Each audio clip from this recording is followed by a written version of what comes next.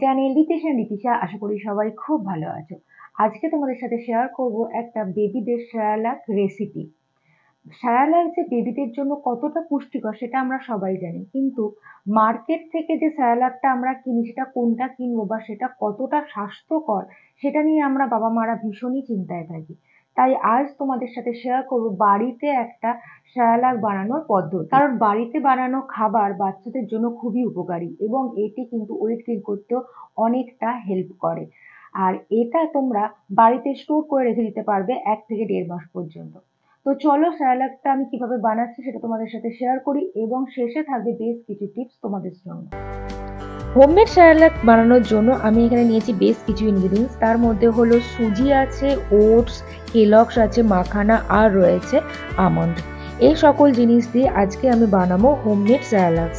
তো প্রথমে আমি ইন্ডাকশানে করছি, সেটা তো লো রেখেছি। তোমরা গ্যাসে করলেও কিন্তু তার ফ্লেমটা অবশ্যই একেবারে লো ফ্লেমে রাখবে আর সমস্ত জিনিস খুব ভালোভাবে ড্রাই রোস্ট করে নেবে। মাখানাটা দেখো হয়েছে কিনা সেটা আমরা বুঝবো কি করে, কারণ মাখানা যখন আমরা প্রথমে নিয়েছিলাম তখন কিন্তু এইভাবে প্রেস করলে সেটা বসে যেত আর ড্রাই রোস্ট করার পরে কিন্তু এত সুন্দরভাবে ভেঙে যাবে। আর তোমরা যখনই বেবিদেরকে মাখানা দেবে অবশ্যই সেটা ড্রাই রোস্ট করে তারপরে বেবিদেরকে দেবে। কেলগসটা ড্রাই রোস্ট করার কোনো দরকার হয় না, তবুও আমি একবার নাড়াচাড়া করে নিলাম যাতে খুব সুন্দরভাবে মুচমুচে হয়ে যায় এবং যখন সেরেলাকটা বানাবো কোনো রকম প্রবলেম না হয়। এরপরে আমি দিয়ে দিচ্ছি ওটসটাও কিন্তু হালকা আঁচেতে খুব ভালোভাবে একটু নাড়াচাড়া করে নিলেই রেডি হয়ে যাবে। এইভাবে আমি সমস্ত জিনিস আস্তে আস্তে ড্রাই রোস্ট করে নেব। এই সেরেলাকটা তোমরা বেবিদের 6 মাস হওয়ার পর থেকে বেবিদেরকে দিতে পারবে। এটি খুবই স্বাস্থ্যকর এবং খুবই পুষ্টিকর। এই সেরেলাকটা তোমরা স্টোর করে রেখে দিতে পারবে বাড়িতে 1 থেকে 1.5 মাস পর্যন্ত। ইভেন এই সেরেলাকটা তোমরা যখন ট্রাভেল করবে তখনও কিন্তু এটা তোমরা ক্যারি করতে পারবে এবং এটা জলের সাথে গুলে বেবিদেরকে খাওয়াতে পারবে। তো দেখো আমি একে একে সব কিছু ড্রাই রোস্ট করে নিয়েছি আর শেষে রয়ে গেছে আমন্ডটাও কিন্তু অনেকক্ষণ ধরে ধীরে ধীরে রোস্ট করতে হবে, কারণ এটা খুব ভালোভাবে যদি না রোস্ট হয় তাহলে দেখবে সেরেলাকটা তেল তেল ভাবটা এসে যাবে। এই সমস্ত ইনগ্রিডিয়েন্টস আমি এখন ঠান্ডা করে নেব, তারপরে আমি মিক্সার গ্রাইন্ডারে দেব এবং খুব সুন্দর একটি পাউডারে তৈরি করে নেব।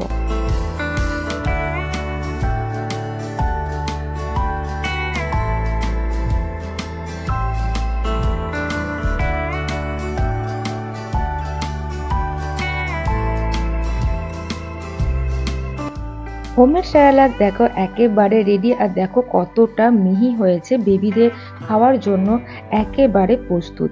এরপর এটা আমি কিন্তু স্টোর করে রেখে দেব। এটা আমি 1 থেকে 1.5 মাস পর্যন্ত বেবিদের জন্য স্টোর করে রাখতে পারবো।